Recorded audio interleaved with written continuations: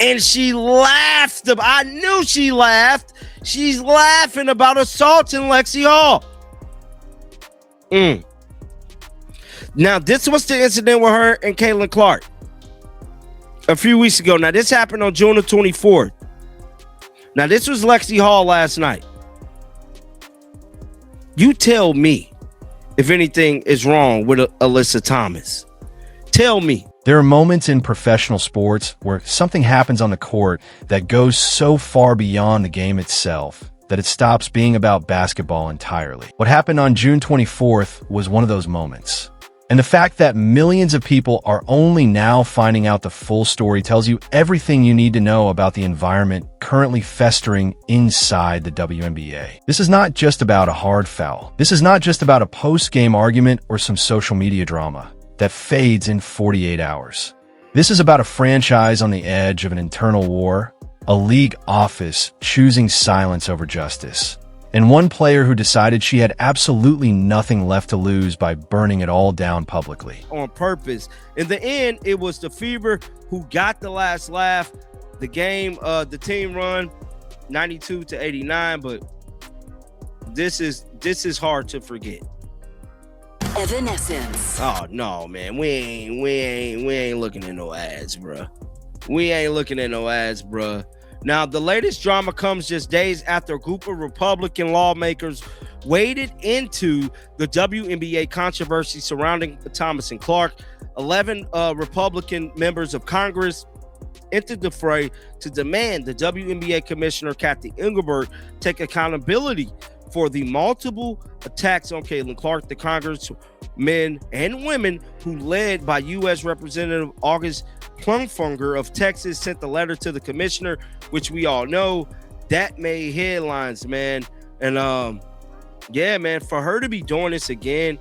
By the end of this video, you will understand why this situation has shaken professional women's basketball to its foundation and why the people running the league should be deeply worried about what comes next. And if you're new here, make sure you hit that subscribe button and drop a comment below letting us know where you stand on all of this, because this story is far from over and we're going to be covering every single development as it unfolds. To understand why this situation has spiraled so far out of control, you have to go back to the exact moment it all ignited. During a high-tension matchup that already had the crowd buzzing with an electric, almost dangerous energy, Alyssa Thomas made contact with Lexi Hall in a way that left the entire arena silent for a beat too long. This was not the kind of collision that players shake off and jog back down the court. Lexi Hall went down hard. The medical staff came onto the floor quickly, which in professional sports is always the signal that something is genuinely wrong. Not a cramp, not a minor knock,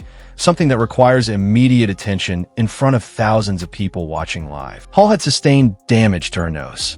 Reports coming out of the arena that night described it as nearly fractured, and the images circulating on social media afterward showed a young player who had clearly absorbed a serious physical impact. The crowd inside the venue knew something was off. The broadcasters knew something was off. And every single player on both rosters absolutely knew something was off. What made the moment even more chilling was the reaction from officiating, or rather, the near total absence of one. There was no immediate escalation, no lengthy review, no decisive action from the refereeing crew that would signal to the players, the fans, and the broader sports world that this level of contact was going to be treated with the seriousness it deserved. The game continued. Life moved on, and Alyssa Thomas remained on the floor. For the Indiana Fever, that was the moment the temperature inside the locker room began to rise towards something genuinely dangerous. Here is where the story gets significantly more complicated, because this incident did not happen in isolation. It arrived on top of an already enormous pile of unresolved tension that had been building for over a year. Goes up for a shot, and Michaela Timpson pins this ball to the backboard. Folks, look at that. Boom.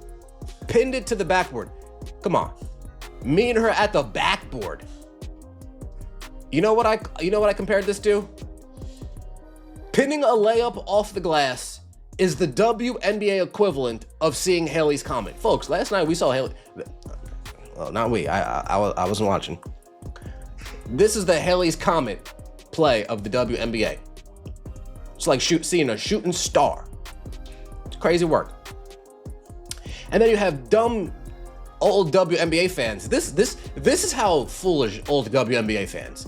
This is how low IQ they are. This is how slow they are. Shout out to CJ. So foolish. This is how slow they. Caitlin Clark, the generational talent who has fundamentally transformed the visibility and commercial value of the entire WNBA, had already been on the receiving end of physical treatment that sparked national outrage. That situation alone generated enough controversy to pull United States Congress members into the conversation, which is not a sentence you expect to type about a professional sports league mid-season. But here is what is critical to understand. The league's response to the treatment of Clark established a precedent, and that precedent was essentially this. Certain veterans can apply a level of physical aggression that would be unacceptable in almost any other professional sports context, and the institutional machinery of the league will absorb the public backlash, issue carefully worded statements, and move on without meaningful disciplinary consequences. That precedent did not go unnoticed. It was watched, studied, and ultimately tested again. And when it was tested again on June 24th with Lexi Hall as the target, the result was almost identical. No suspension, no substantial fine made public, no clear message from the league office that this behavior carries consequences that actually sting. What the administration seemed to fundamentally miscalculate was the psychological breaking point of the people inside that fever locker room. Because while the league was running its usual playbook of careful, measured non-responses, the players themselves were watching their teammates sit in a training room with a damaged nose while organizational silence echoed from every direction. And that silence was louder than anything the league office could have said. The political dimension of this story is one of the elements that makes it genuinely unlike almost any other sports controversy in recent memory. 11 Republican members of Congress, led by Representative August Pfluger of Texas, formally wrote to WNBA Commissioner Kathy Engelbert, demanding direct accountability for what they described as repeated physical targeting of Caitlin Clark. The letter made national headlines and added a layer of external pressure to a league office already struggling to manage its public image during one of the most commercially important periods in its history. Think about the weight of that for a moment. Professional women's basketball had, for the first time in its existence, become visible enough, commercially significant enough, and culturally relevant enough to draw the attention of federal lawmakers who felt compelled to formally intervene. That is either a sign of how far the league has come or a sign of how badly mismanaged the situation became. Probably both. The commissioner's office, already walking a tightrope between protecting the league's new mainstream momentum and managing internal player politics that had clearly gotten out of hand, now had to navigate political heat from outside the sports world entirely. The optics were not good. And the fact that the June 24th incident with Lexi Hall occurred after that congressional letter had already been sent and publicized made the league's continued silence even harder to defend publicly. Sponsors noticed, broadcast partners noticed, and perhaps most critically, the players noticed. There's a specific type of fury that builds slowly and then releases all at once. And that is exactly what happened with Sophie Cunningham. For weeks, she had watched the situation around Caitlin Clark develop with mounting frustration. She had seen the incidents. She had seen the league's response, or lack thereof. She had bitten her tongue in the way that professional athletes are trained to do, staying within the approved boundaries of post-game interviews and carefully managed public statements. And then came June 24th, and Lexi Hall's nose. Something inside Cunningham shifted that night, and she stopped calculating the professional cost of speaking loudly. She went to social media, and she went hard. This was not a measured critique wrapped in diplomatic language. This was a full demolition of Alyssa Thomas's reputation conducted publicly, specifically, and without any apparent concern for whatever backlash the league office might send her way. Cunningham had a message for the Mercury fans after the game. Caitlin Clark can't help but smile. Sophie Cunningham pointing at the crowd. Now, during the game, Sophie Cunningham taking free throws, I believe. She was getting booed. They were pointing at her throughout the game. So Sophie Cunningham, after coming up clutch late in the game, she decided to do some pointing of her own. she decided to do some trolling of her own. Yeah, so yeah, Superman Soul. Supergirl Soul coming through. Here we go. We got Sophie Cunningham at the end of the game, pointing at the crowd. Maisha Hanzalin loving it. But you know what I didn't notice? And somebody pointed out to me? The Indiana Fever coach is always trying to police how their players celebrate. Look at this. Look, Sophie pointed, and then here comes the coach. Cunningham called out Thomas's history of reckless on-court behavior. She framed Thomas as someone who leans on physical intimidation precisely because the emergence of genuinely elite younger talent has made skill-based competition uncomfortable for certain veterans. The language was sharp, the delivery was deliberate, and the reach was enormous.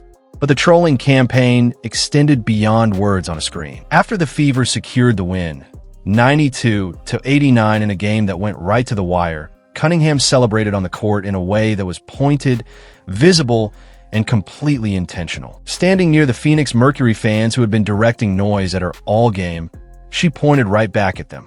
A moment of pure competitive satisfaction delivered without apology and without any of the performative professionalism that sports culture so often demands from athletes, especially women. What made the moment even more revealing was the reaction from the sideline. The Fever coaching staff immediately moved to shut the celebration down. There's footage of Cunningham being instructed to lower her hand midpoint, and the contrast between a player finally allowing herself a genuine emotional release and a coaching staff reflexively moving to suppress, it tells a very specific story about the internal dynamics of this franchise. The players are feeling something. The coaching staff is trying to manage appearances. And those two priorities are no longer aligned. What happened in the Fever locker room after that win against the Mercury was, by every account emerging from inside the organization, a moment of genuine rupture. Head coach Stephanie White addressed her team in the aftermath of a game that had produced both a significant injury to a teammate and an emotional post-game scene that was already spreading across the internet. The energy in that room was not the clean, unified celebration of a team that had put a difficult night behind them. It was something messier and more volatile than that. Veteran players within the roster were not in the mood for the usual coaching staff instructions about maintaining professionalism in public and letting the organization handle its business through proper channels. Those instructions had been followed before. They had produced nothing. And now Lexi Hall was in the training room, while Alyssa Thomas had faced no immediate consequences for putting her there. The coaching staff found itself in an impossible position. Say too little, and the players feel abandoned. Say too much, and you risk the locker room dynamic becoming even more unstable. Stephanie White is a capable coach navigating a situation that has moved so far beyond standard team management that there is genuinely no clean playbook for it. The organizational structure of the franchise, from the front office down through the coaching staff and into the locker room itself, is experiencing strain that a single winning streak is not going to repair. What is particularly striking about Stephanie White's situation is the way her reactions have become part of the story in their own right. Her visible emotional response when Kelsey Mitchell hit the go-ahead basket, the raw, unguarded excitement of a coach who had clearly needed that moment in the worst possible way, tells you something about the pressure this entire organization is operating under right now. That was not the reaction of someone who is comfortably in control of a stable, well-functioning team. That was relief. In the middle of all of this chaos, something happened on the court that almost got lost in the noise of the broader controversy, and it deserves its own moment of recognition. Michaela Timpson, only in her second year as a professional, produced a defensive play that sent shockwaves through the basketball community. Tracking a ball to the backboard, she went up and pinned it directly off the glass. A play that requires not just athleticism, but the timing, body control, and spatial awareness of someone operating an entirely different physical level than the average professional player. To put that in perspective, blocking a shot off the backboard is not something you see at any level of the sport on a regular basis. It is the kind of play that makes coaches stop mid-conversation and go back to the film. It is the kind of play that scouts flag immediately and executives call each other about. And Timpson did it in her second year. in a hostile game environment during one of the most emotionally charged stretches the franchise has experienced in years. What that play quietly signaled to anyone paying attention was something that the broader WNBA controversy actually reinforces from a different angle. The talent level arriving in this league right now is extraordinary. Caitlin Clark's record-breaking impact on attendance and broadcast numbers. Michaela Timpson producing defensive highlights that would be remarkable in any league.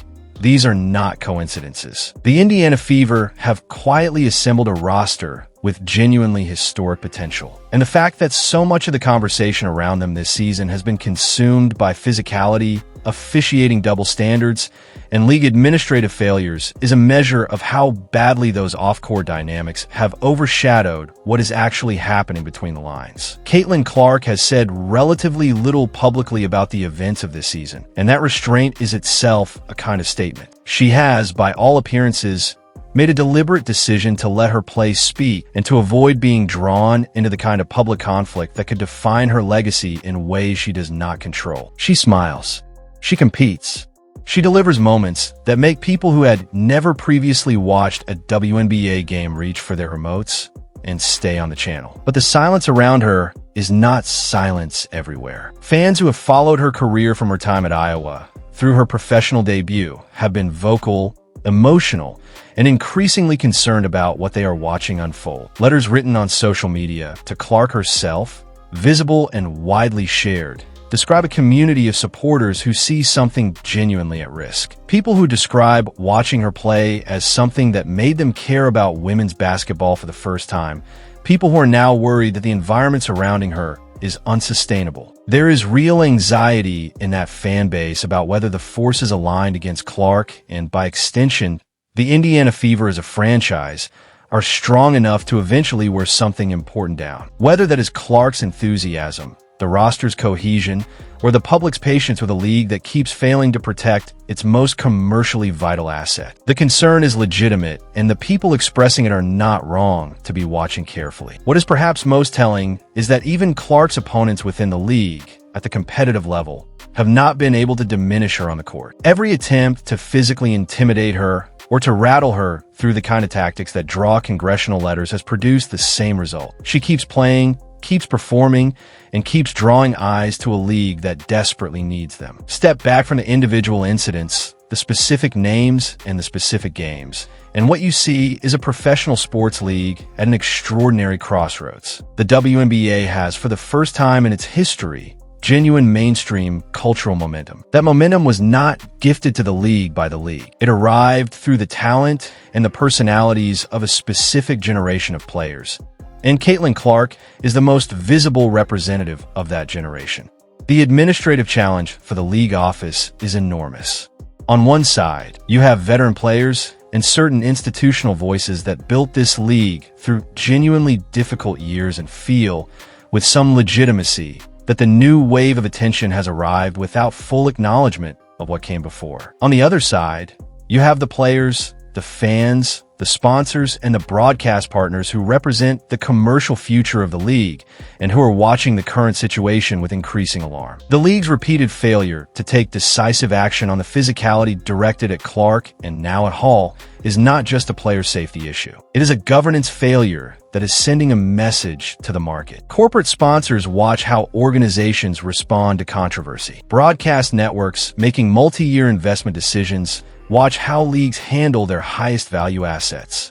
And when the message coming from the league office is one of careful, managed inaction, those sponsors and networks begin to do their own calculations. Sophie Cunningham's public campaign, whatever you think about the specific methods, has forced the conversation into spaces where the league office cannot control it. Political voices, media voices, fan communities, and financial stakeholders are all now operating with information about the internal culture of the WNBA that the administration would clearly have preferred to manage more quietly. That is the real consequence of the locker room choosing to fight back publicly. Once the story escapes the carefully managed boundaries of official press releases and approved post-game quotes, the league loses its ability to shape the narrative. And right now, the narrative is not good. The Fever won the game 92-89.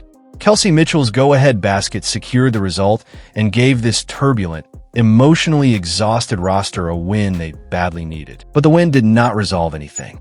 Lexi Hall's injury does not disappear because the scoreboard went in the right direction. The league office's silence does not become less troubling because the team came out on the right side of the final score. What this situation has exposed is structural, and structural problems do not get fixed by game results. They get fixed when the people in positions of authority decide that the cost of continued inaction exceeds the cost of making a difficult, public, definitive decision. The WNBA's leadership has not yet reached that conclusion, at least not visibly. But the pressure being applied from multiple directions simultaneously, politically, publicly, commercially, and now from inside the locker room itself, is not letting up. The players who are most affected by this environment are not going anywhere. Clark is not going to stop playing. Cunningham is not going to stop talking. Timpson is not going to stop producing the kind of defensive moments that remind everyone watching why this sport matters.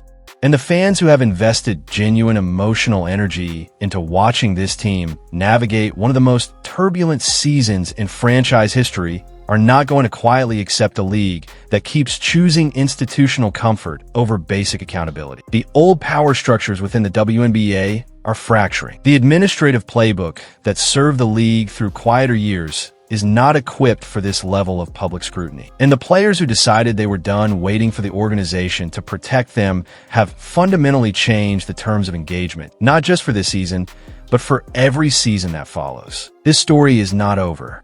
It has barely started, and every single decision made by the league office, the franchise, and the players themselves in the coming weeks is going to echo for years inside this sport. What began as a collision on a basketball court on June 24th has evolved into something that touches on player safety, institutional accountability, political intervention, and the future commercial trajectory of an entire professional sports league. Lexi Hall went down.